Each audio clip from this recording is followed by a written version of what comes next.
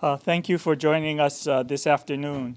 I'm pleased with today's Hawaiʻi Supreme Court decision on the 30-meter telescope project.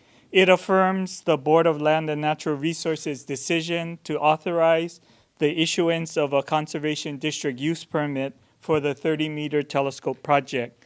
The High Court reviewed thousands of pages of documents and testimony, and I know that they worked hard in reaching this decision.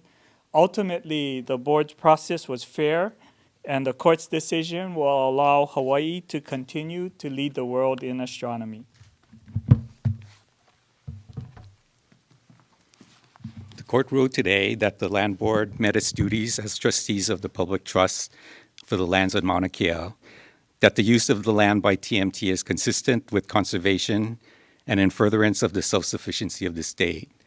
There is potential further legal action that could follow. For example, within 10 days of today's decision, there can be a motion for reconsideration. And following that, after the judgment is entered, there is a potential for a cert petition to the United States Supreme Court within 90 days of the decision. Thank you. We're gratified that the Supreme Court affirmed the Board of Land and Natural Resources' decision on the 30-meter telescope on the Conservation District use permit. This has been a very long process, and I want to thank Judge Amano and the Land Board members for their very careful diligence in ensuring all voices were heard and considered, the law was applied correctly, and the process was followed fairly. DNLR, as the landowners and Conservation District regulators on Mauna Kea, will continue to work closely with UH on next steps to move this project forward. The next step in the DNLR process would commence once the applicant submits construction plans to the DNLR Office of Conservation on Coastal Lands. OCCL and the DNLR chair would then carefully review the plans for consistency with the permit conditions and the declarations in the permit application, and for adherence to the Mauna Kea Comprehensive Management Plan requirements, such as control of invasive species and attention to cultural protocols and training. Once this review is satisfactorily completed, the DNLR can then issue a notice to proceed.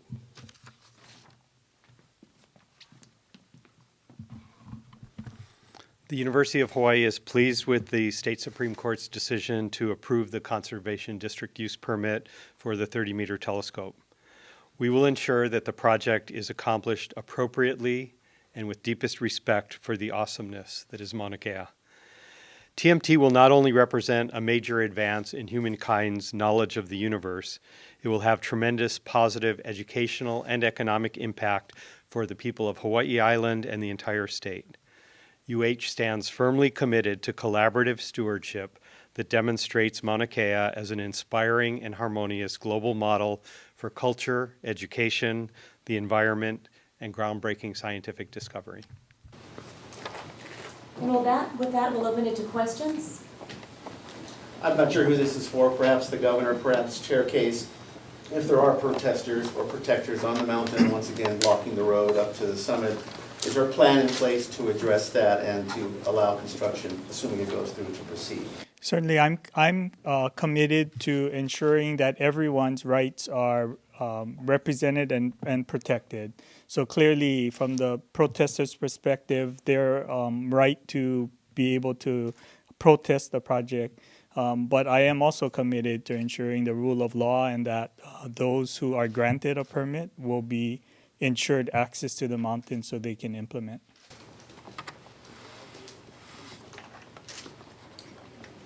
I have another question, but I'm allowing someone else to go. Go ahead, Chad. Thank you. Kealoha Pashota earlier spoke to Stuart Yurton, our reporter, and is asking Chair Case and you in particular, Governor, to relocate the project away from Mauna Kea. I'm not sure what that means, how far away. There is some disagreement over that particular site. That's coming from her just earlier today.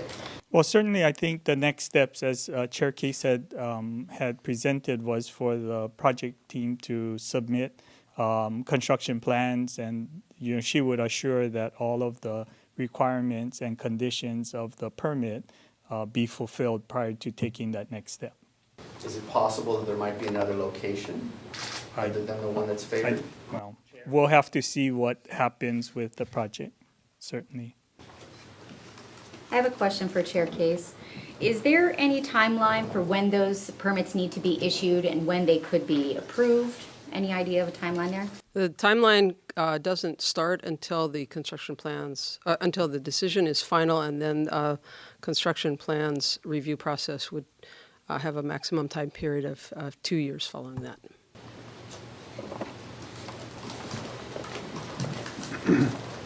Any other questions? Russell, you mentioned maybe potential further legal roadblocks. Would that stop TMT from doing what they need to do with DNLR, or how? If you're talking about the cert petition to the United States Supreme Court, they would have to request a motion for a stay of the project. So, no, the project would be able to continue unless a stay is issued. Governor, how far will you go to ensure access? I am obligated to assure everyone's rights are implemented, and certainly, as I said, that would include the right of the protesters to protest, and with the approval of the Supreme Court, the right of the project, the permittee to move forward with construction of the project. That's what you said the first time. Sure. And look what happened. Do you think you might call on the National Guard if it gets to that? I am committed to assuring that the rights of the project and the permittee to proceed with the project is enforceable. So, whatever that means. President Lassner, this construction project, should it go forward, obviously has to go through, more hurdles than previous projects on top of the mountain. Has UH learned anything from this process? I know that you had said collaborative stewardship is very important to the UH system going forward with this project, but can you talk about anything that the university has learned? I don't know that I would necessarily attribute our plans going forward completely to any specific lesson. We are looking at extending land tenure. We're going through an environmental review process now for that.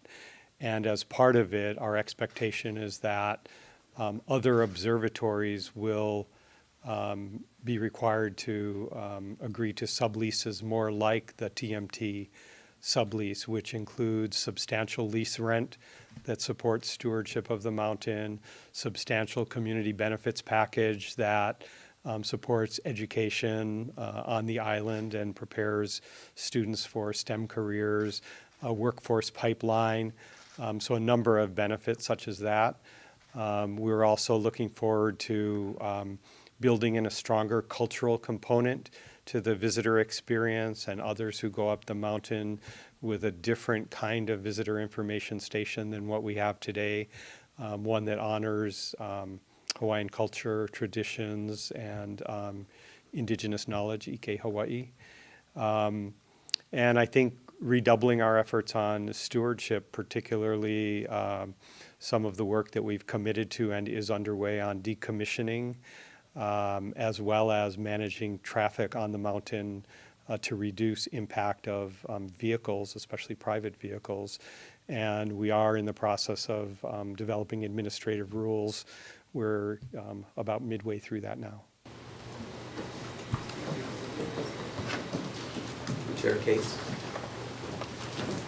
I know DNLR included a bunch of conditions when you approved permit, and I was wondering, are there some conditions that you consider to be tough, that might take some time for TMT to meet? Well, all of the conditions were very carefully considered, and so we are going to make sure that the construction plans that are submitted comply with those conditions. They have to do with the decommissioning of the telescopes, with the cultural training, the community benefits package and others. So we're very, those were very carefully thought through, and so they will be part of the approval review process. And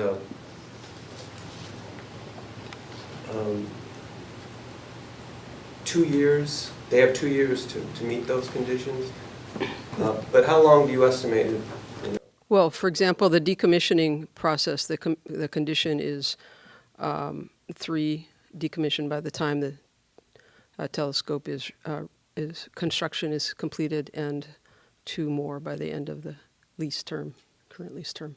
So those will be implemented over time.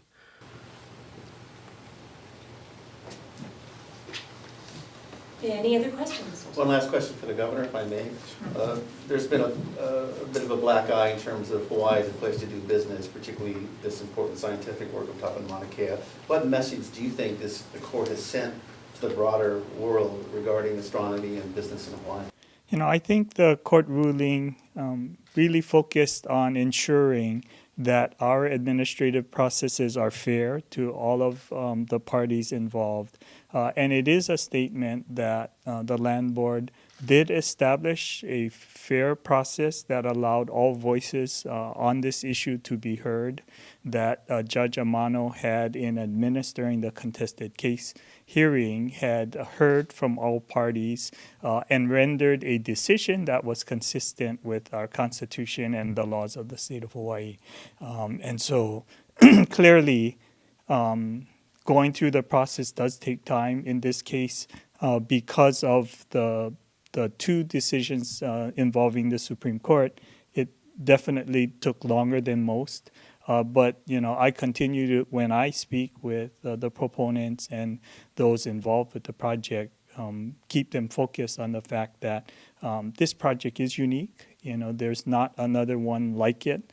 It certainly is involving a very, very important real estate in our state that has many voices who advocate for a stewardship and commitment to managing the property. And obviously, it does require appropriate time to be able to meet all of the concerns.